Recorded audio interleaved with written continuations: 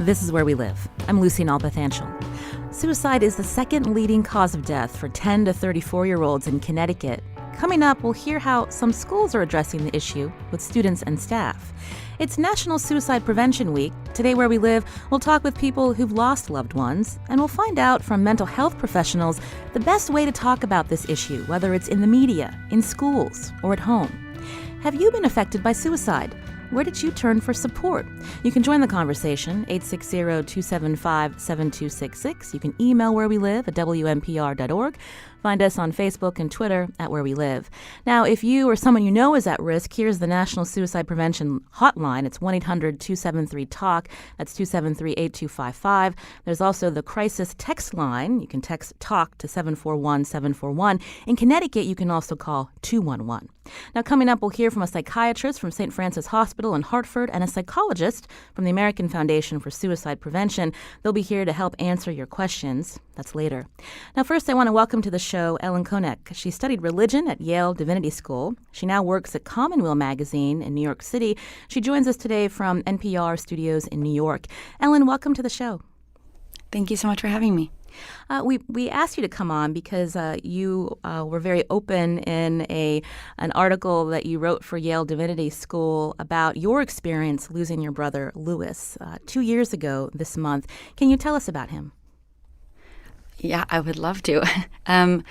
My brother passed away 2 years ago this fall, September 2nd. And he's an incredible guy. He was my big brother, 8 years older than me, and, very musically inclined, very creative, very cool, like sort of the kind of guy that, and maybe this is true for all big brothers and all little sisters, but somebody I always wanted to win the approval of. He was just an awesome guy. Clever, creative, a great writer, a great musician, the whole range of interesting things. I wish I could show you all pictures and, pull out my wallet and... Tell us about that day when you heard the news. You were just starting the first day of your last semester at Yale. That's right. So I was finishing my final semester at Yale Divinity School, finishing my master's there, and I actually wasn't on campus that day. I had signed a lease on a new apartment in New York City where I was going to be commuting for my last semester. The morning started out very normal. It was kind of a strange, jarring experience because the day began very regular. I got coffee at a local coffee shop. I had been texting friends about upcoming classes we were going to take together. And then my sister called from Minnesota and told me that Lou had passed away.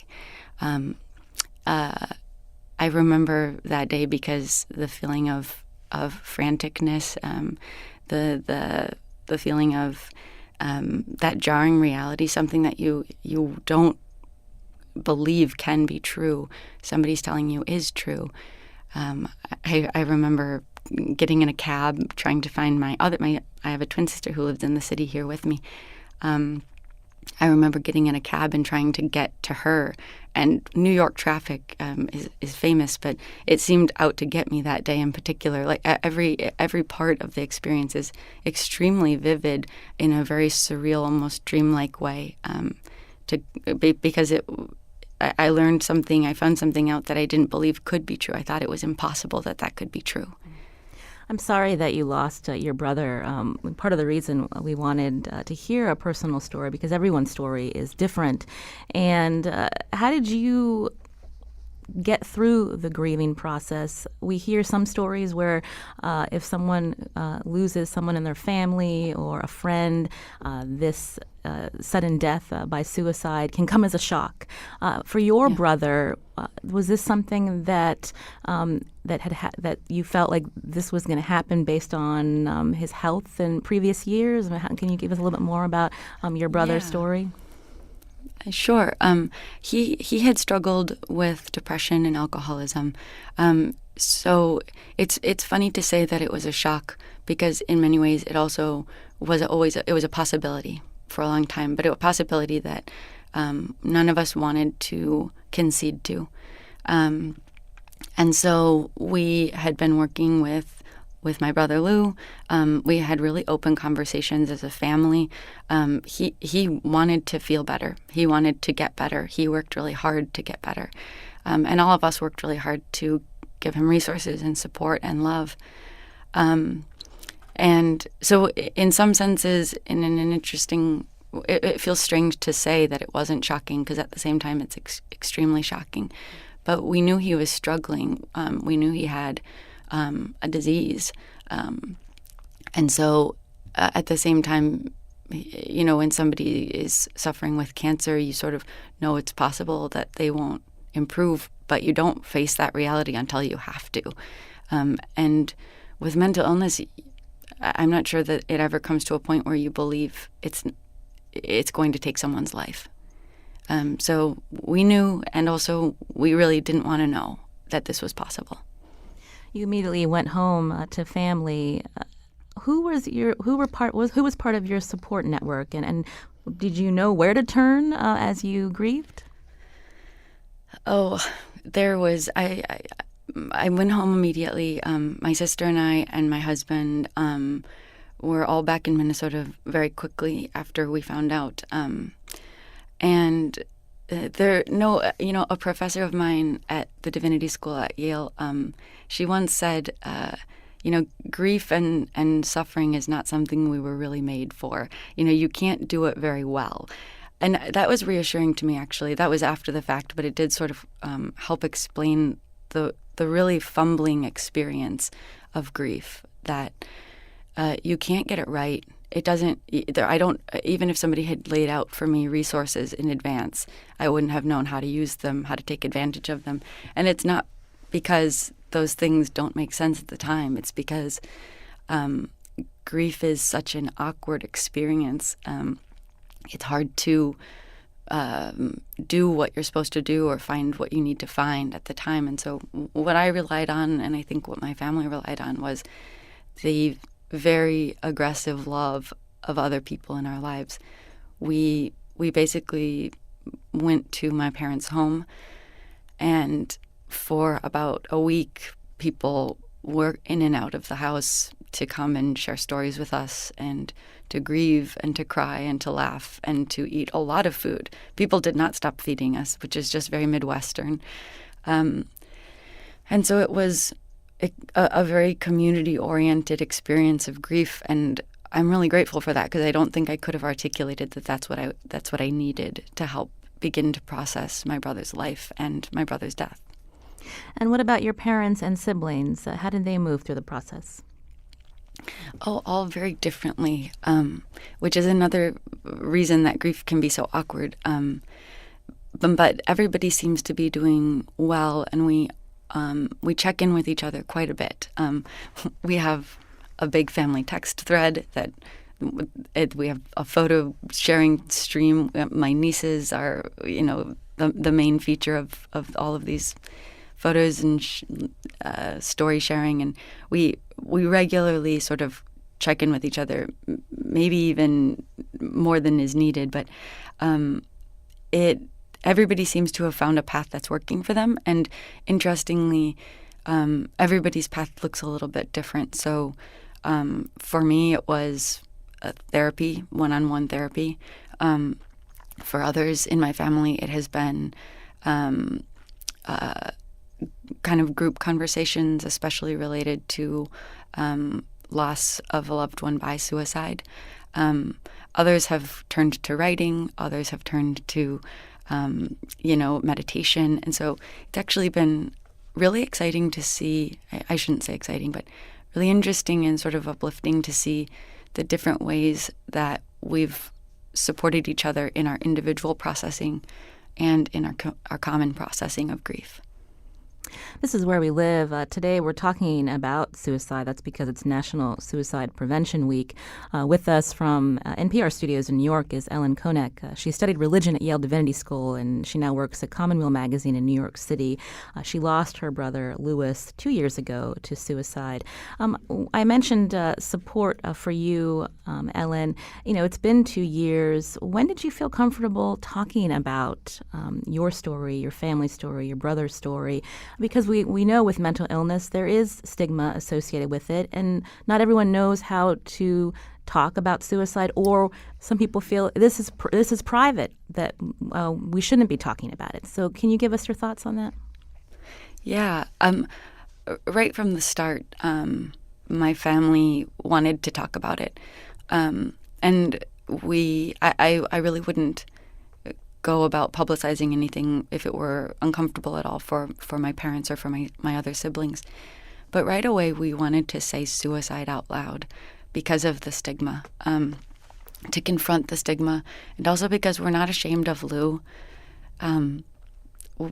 He struggled and he fought very hard, and his life is not in any way defined by or reduced to his death.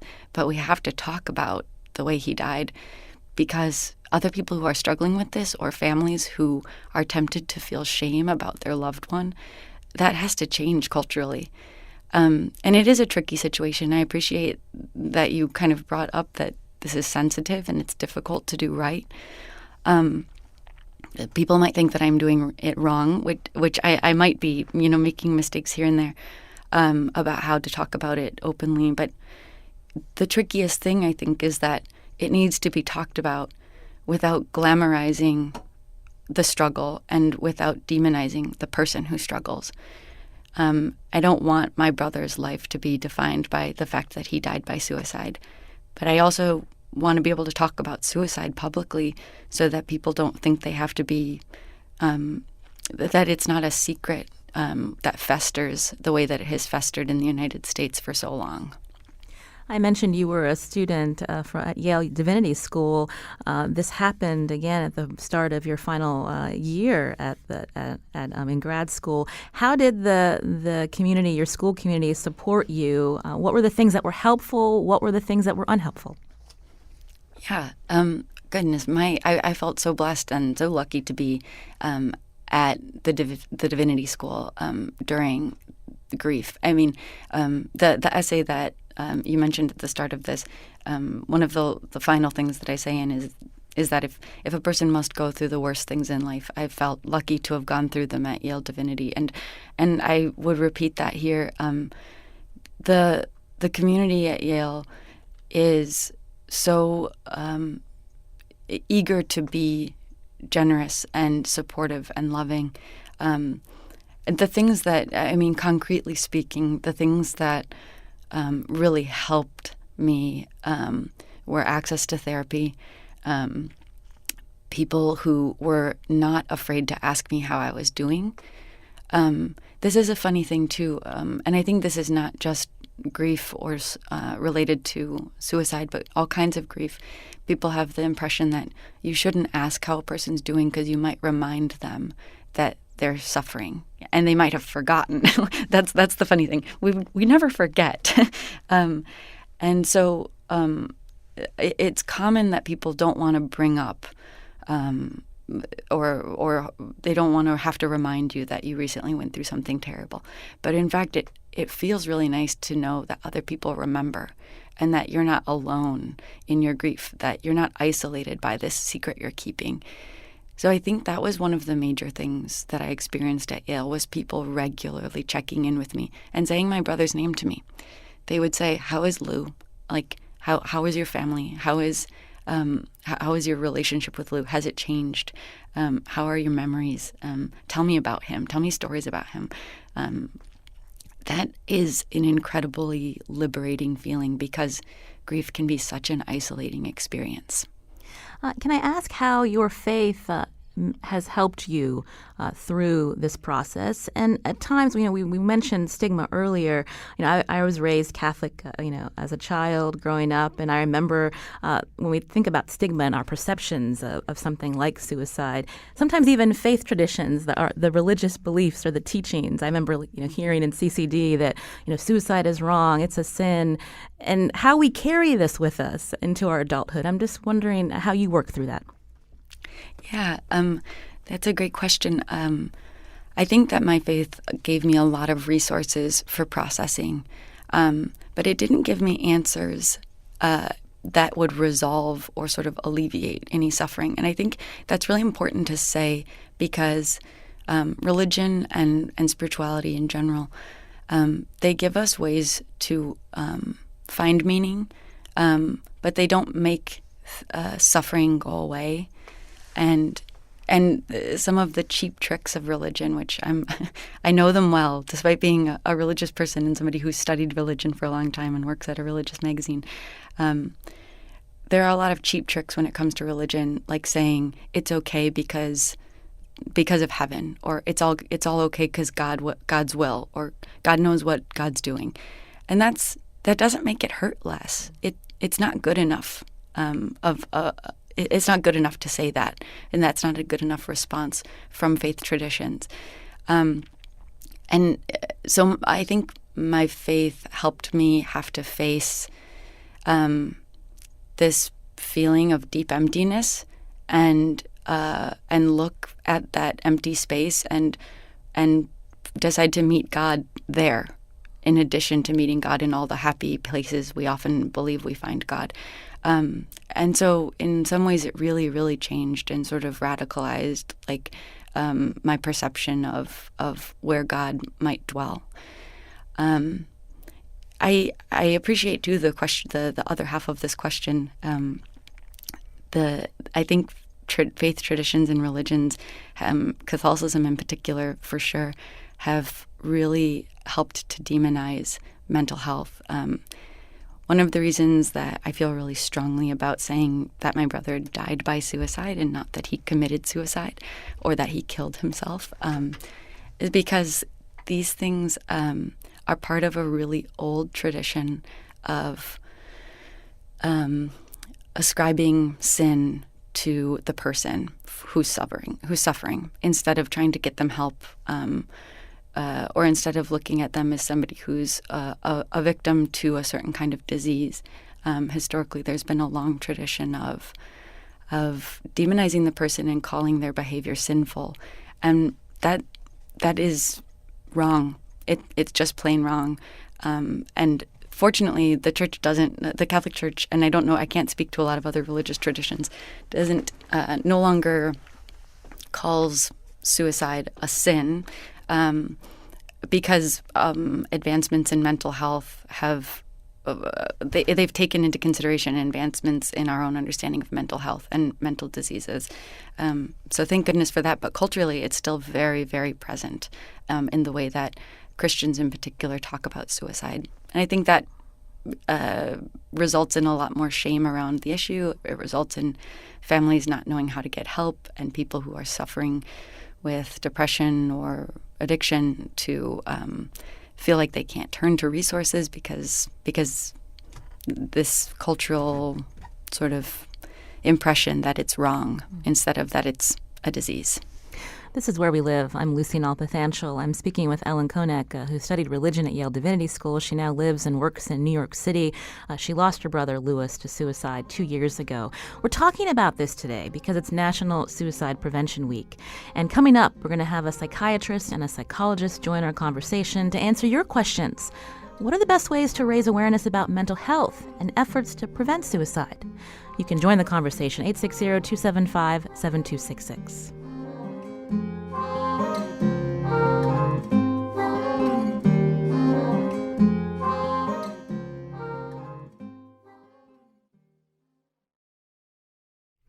This is Where We Live. I'm Lucy Nalpathanchel. We're talking about suicide today during National Suicide Prevention Week. We wanted to hear about efforts to raise awareness about this issue. It impacts many Americans. In fact, the overall suicide rate in the U.S. rose by 24% from 1999 to 2014. That's according to the National Center for Health Statistics. If you or someone you know is in crisis, there's a National Suicide Prevention Hotline. It's 1-800-273-TALK. You can also text a crisis line by texting TALK to 741-741. In Connecticut, you can get resources at 211. Now, have you lost a friend or loved one to suicide? What helped you through your grief process? What information do you wish you'd known to help you during this time? You can join the conversation. Again, that number 860-275-7266. You can tweet at us at Where We Live. Find us on Facebook at Where We Live. With us today from NPR studios in New York is Ellen Konek, who lost her brother Louis to suicide. She recently graduated from Yale Divinity School. She now works and lives in New York City. And in studio with us now is Dr. Irfan Munawar, who's chairman and director of St. Francis Behavioral Health. Welcome to the show, Dr. Munawar. Sure. Thank you for letting me do the program. And also on the phone with us, Dr. Doreen Marshall, psychologist and vice president of programs at the American Foundation for Suicide Prevention. Doreen, welcome to the show. Thank you.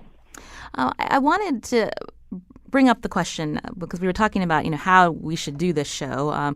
As journalists, we often try to figure out, what's the best way to cover suicide and talk about suicide prevention in a way that not only tells a story, but that we're sensitive to the people in that story, the people we're talking about. So I guess my first question to both of you is, what's the best way to talk about suicide? I'll begin with you again, Doreen Marshall from the American Foundation for Suicide Prevention.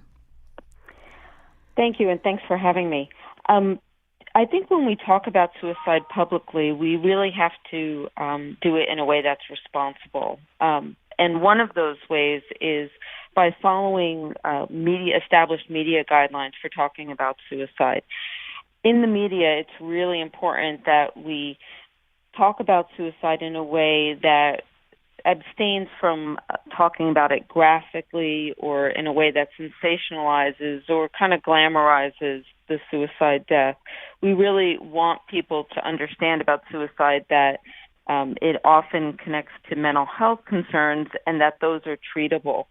So talking about it in a way that also helps connect people to help and really encourages people to get help if they're struggling with mental health concerns is really a responsible way to talk about it.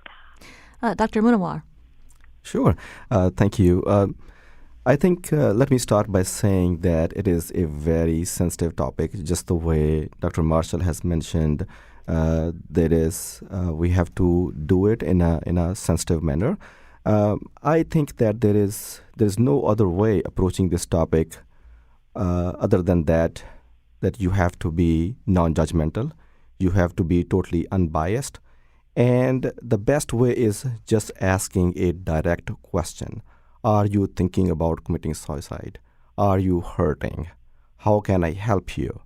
And that is the best way to handle that situation. Not a lot of people want to talk about it. There is also a myth that if you ask the question or you bring up the topic of suicide with somebody who is suffering from depression or in general, that will give them ideas. However, the research tells us the opposite. Actually, talking about suicide brings relief.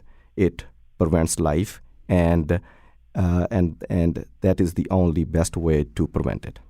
What about this idea, you're a psychiatrist, we've heard about this term, or I've read about it, suicide contagion. And when we're talking about this issue, the population's most at risk, and depending on that particular population, when you do talk about it, or if you know someone who has died by suicide, how that impacts a person? It is definitely a very devastating whenever it happens. While the statistics tell us that suicide is the 10th leading cause of death overall in the United States, when we look at the age statistics between the ages of 10 to 34, it is the second leading cause of death. And whenever this happens, it creates is a wave of helplessness. It brings in sadness, depression, makes the feeling worse and heightened. And it is pretty common as a child psychiatrist for me to see that many teenagers will pick up on this and this feelings that maybe this is the best way to go. Again, there's no other best way other than to talk about it to help prevent it. You mentioned you're a child psychiatrist. Among young people, if they know someone who has died in this way, how likely is that to impact their likelihood of ideation? It can affect in many different ways. For example, if a family member or a parent has passed away, not only just by statistics, their chances of committing suicide goes by 4 points, but it also indicate their own depression and suffering, which also is enhanced. They also have lost their support. Now, when we look at suicide is something that happens to individuals who are not only suffering from mental illness, but in addition to that, those individuals are also feeling a lack of connectedness. They're feeling isolated. They're feeling helpless. And when a death happens by suicide, it is such an unnatural phenomena that it just devastates and leaves things in such a manner that everything gets heightened, worse, and leads to further damage to the mental health of the person and poor decision making. This is Where We Live. Today we're talking about suicide because it's National Suicide Prevention Week. With me in studio, Dr. Irfan Munawar, Chairman and Director of St. Francis Behavioral Health. On the phone with us, Dr. Doreen Marshall, Psychologist and Vice President of Programs at the American Foundation for Suicide Prevention. Dr. Marshall, also, I had said earlier in the show that based on the National Center for Health Statistics that the suicide rate in the U.S. has grown from 1999 to 2014. What are the reasons? What are the causes? I know your foundation does a lot of research into this. That's a great question, and I think we're trying to understand why the rate has gone up. One of the things we have seen is that the rate has gone up more substantially within certain subgroups. So middle-aged men, for example, are a subgroup where the rate has climbed more dramatically than in other groups. And so trying to understand why that is the case has really been one of the focuses of our foundation. We fund quite a bit of research focused on suicide, and part of that is also trying to understand what types of things might be leading to increase. Certainly, we pay attention to the role of mental health, but we also look at things that may contribute to suicide, such as, a person's access to means or their reluctance to seek help, those other factors that can also influence a suicide outcome. I want to take some calls now. Maureen's calling from Torrington. Maureen, you're on the show. Hi, thank you for taking my call. I wanted to call because I have a 13-year-old daughter who is currently in a Hartford psychiatric unit for acting upon suicidal ideations, and she's 13. She's adopted, and she had a very traumatic start in life as my niece and watching her mother be killed. The thing that we've struggled with is having a daughter who's really been suicidal since the age of 4. Trying to access appropriate, early, condition-specific psychiatric treatment for her has been impossible. And so her suicidal thoughts are really a symptom of much deeper-rooted mental illness, rooted in both organic, perhaps, as well as environmental factors that she was exposed to. And trying to get her the treatment she needs has led to her now being 13 and having really a greater capacity to act upon those suicidal thoughts and ideations that she's really had for several years. And so my question, I guess, is how does a parent who recognizes her child's needs able to really reach out and get the services they need through the system that we currently have in the state of Connecticut?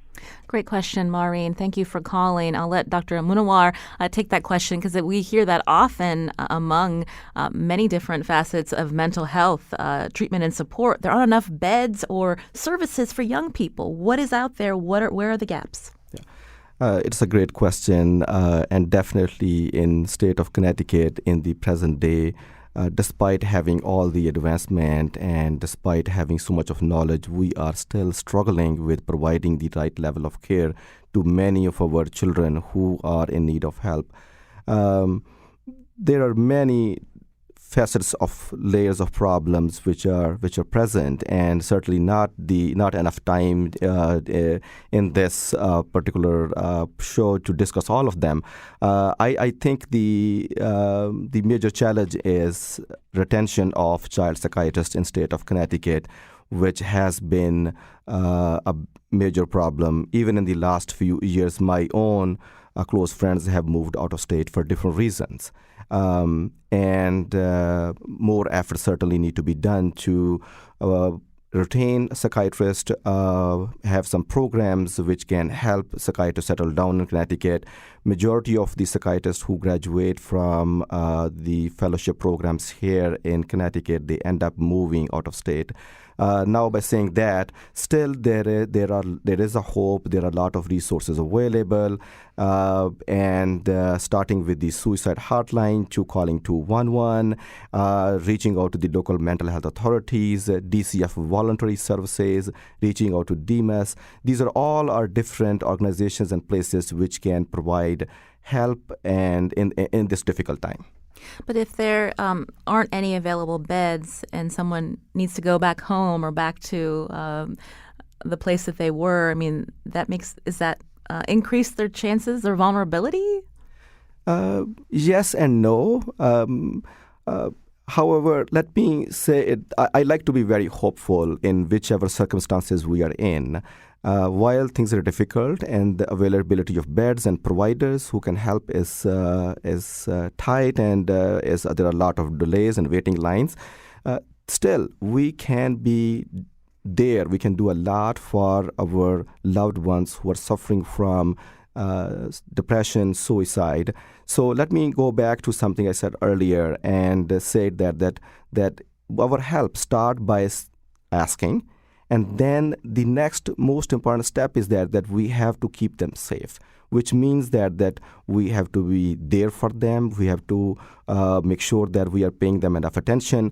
As I mentioned earlier, a lack of connectedness is one of the reasons actually many teenagers, for example, they will attempt suicide. So making them feel that you are connected to them, you are there for them, and you are keeping them safe can go a long way.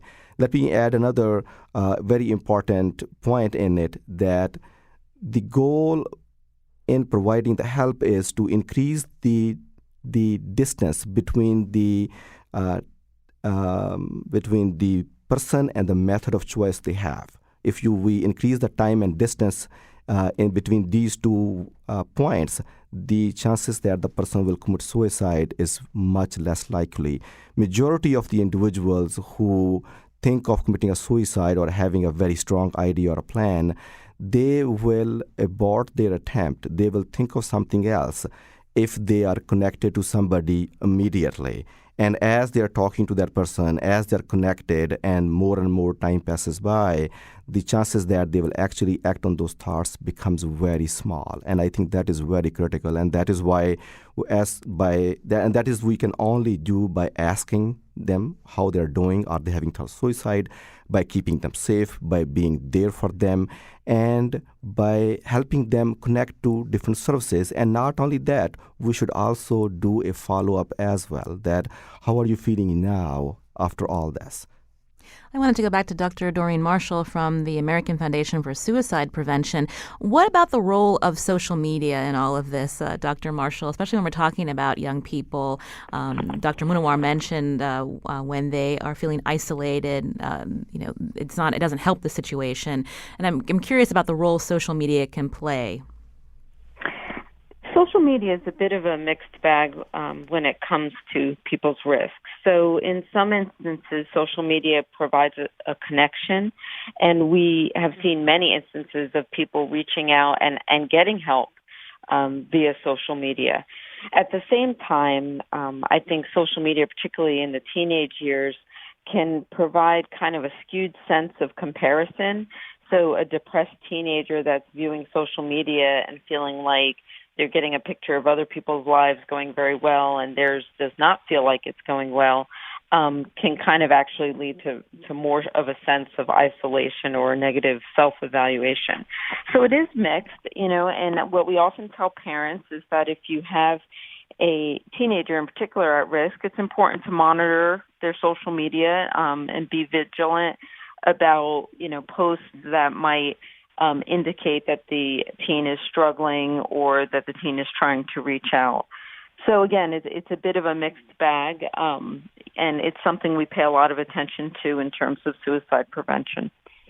You can join the conversation, 860-275-7266. Steve is calling from Milford. Steve, you're on the show. Steve, are you there? Oh, it doesn't look like Steve can hear us. So I wanted to go back to our first guest, Ellen Konek, who's on the line with us from NPR studios in New York. We've been talking to some experts, mental health professionals, Ellen, about ways to help prevent suicide, ways to help people who may be struggling.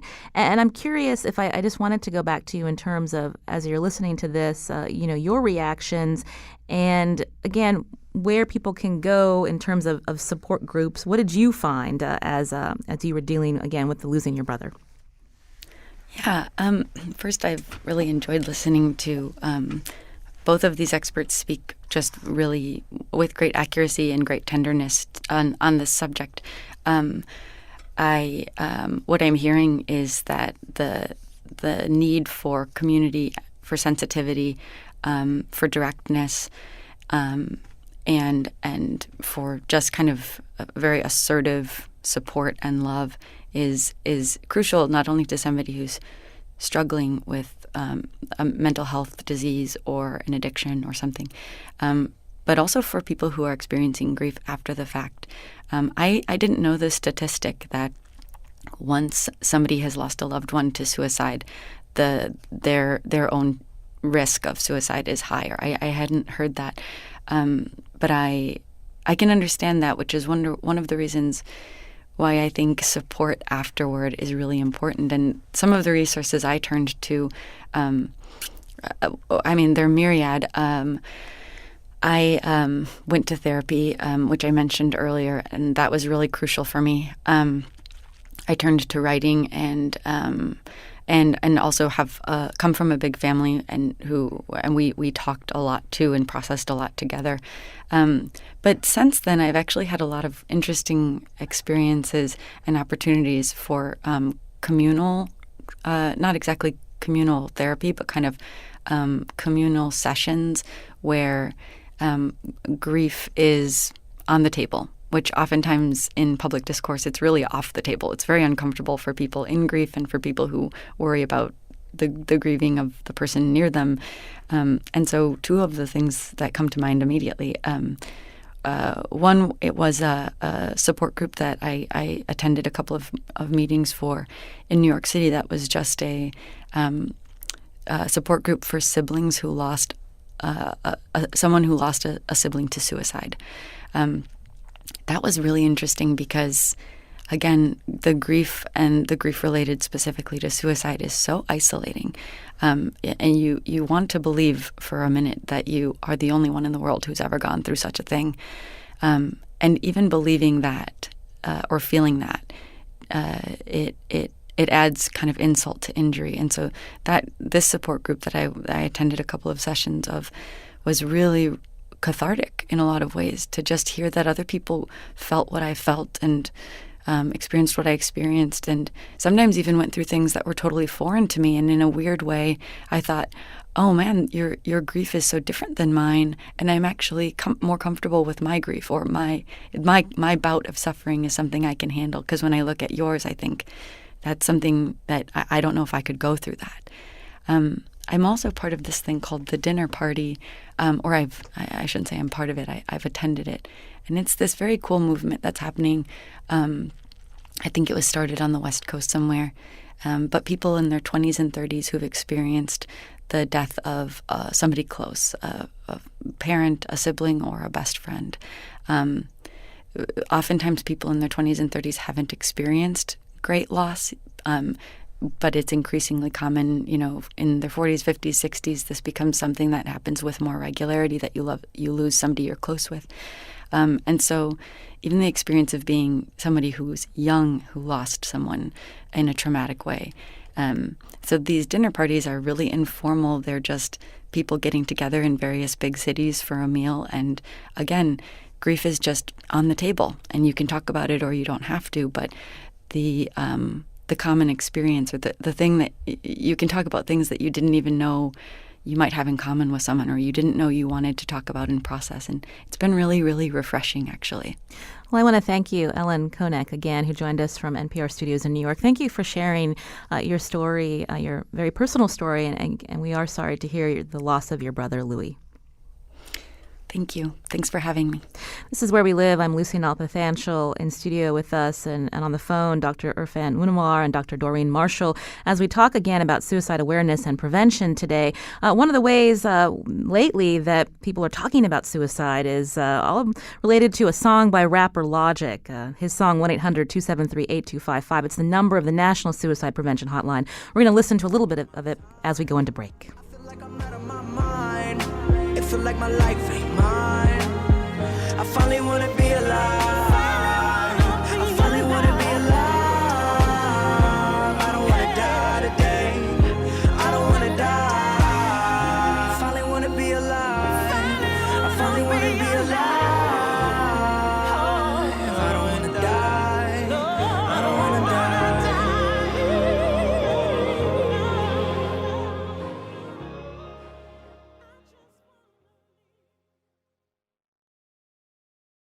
This is Where We Live. I'm Lucy Nalpathanchel. It's National Suicide Prevention Week. That's why we're focused on the issue today on today's show. Did you know in Connecticut, suicide is the leading cause of death among young people ages 10 to 34?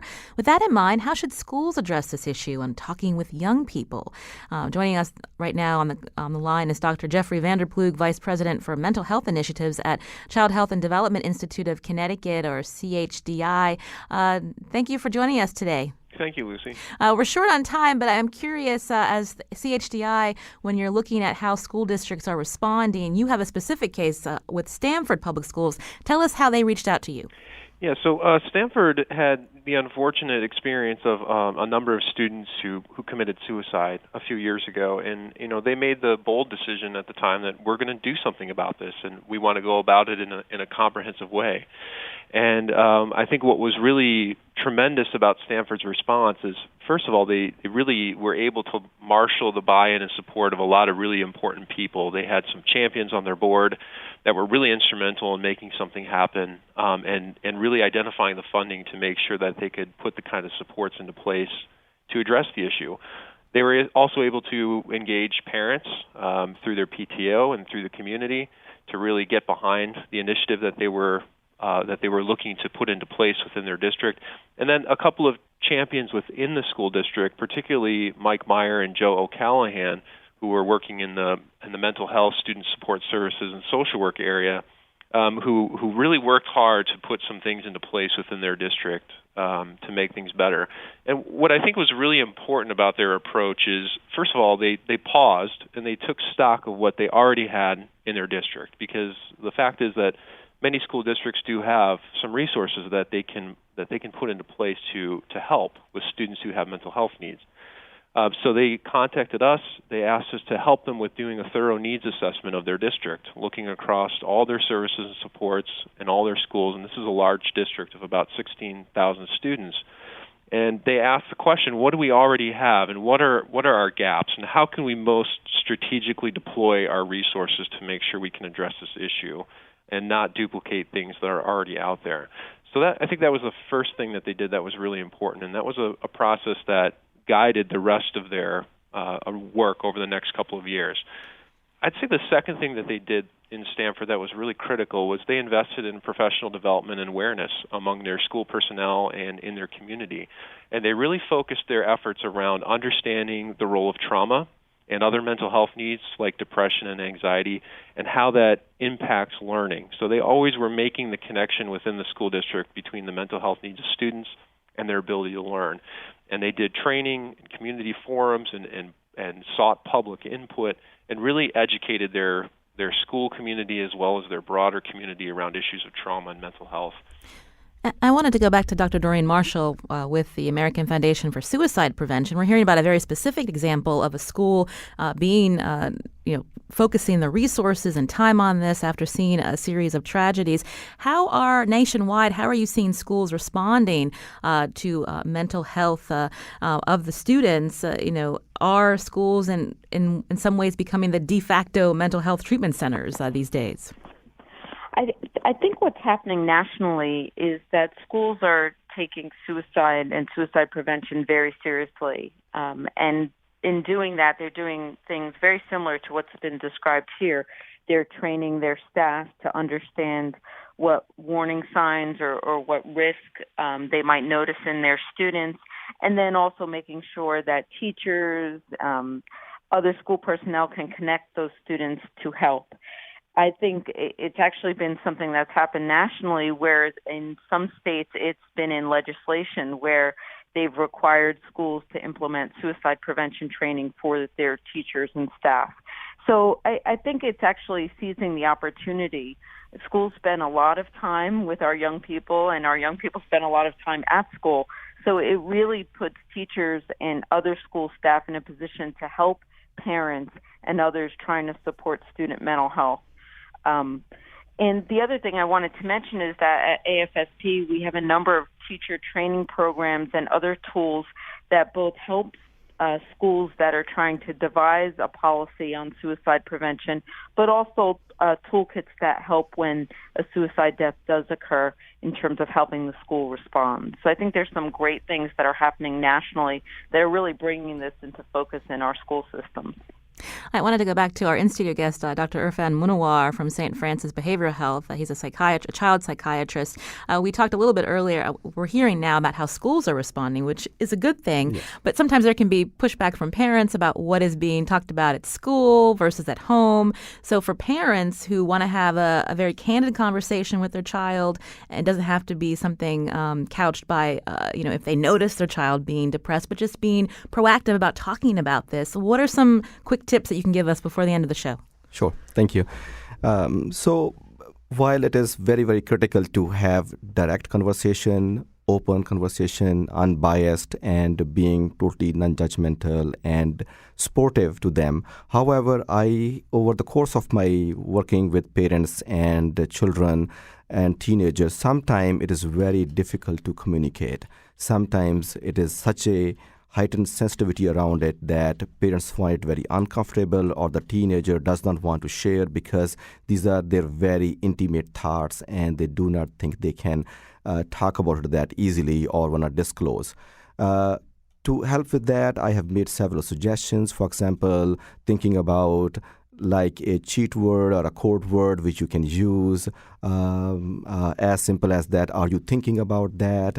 Texting is something which is very helpful. Teenagers connect very well by texting. I have encouraged parents to utilize texting as a mode of communication with their teenagers. I have also suggested different apps. For example, My3 is an app which can be downloaded, which can help your teenager connect to not only to you, but also to their providers as well. So these are some of the resources helpful. And we know also locally there are different groups, including the Jordan Porco Foundation. This is an organization founded to prevent suicide, promote mental health, and also they engage with peer-to-peer student-led organization. We're going to tweet out that link at Where We Live. But I do want to thank our in-studio guest, Dr. Irfan Munawar, Chairman and Director of St. Francis Behavioral Health, for joining the conversation today. Again, it's not an easy topic, and we hope that we did it in an effective way and got some good information out to our listeners. Thank you so much for your time, Dr. Munawar. Thank you. Also, Dr. Jeffrey Vanderplug, Vice President for Mental Health Initiatives at the Child Health and Development Institute of Connecticut. They work with school districts, including Stanford, on many different issues, including suicide prevention and awareness. Thank you for your time. And Dr. Doreen Marshall, psychologist and vice president of programs at the American Foundation for Suicide Prevention. Today's show produced by senior producer Lydia Brown. Special thanks to Carmen Baskoff. Our technical producer is Kyone Wolf. WNPR's executive producer, Katie Tolarski. I'm Lucy Nalpathanchel. Thanks for listening.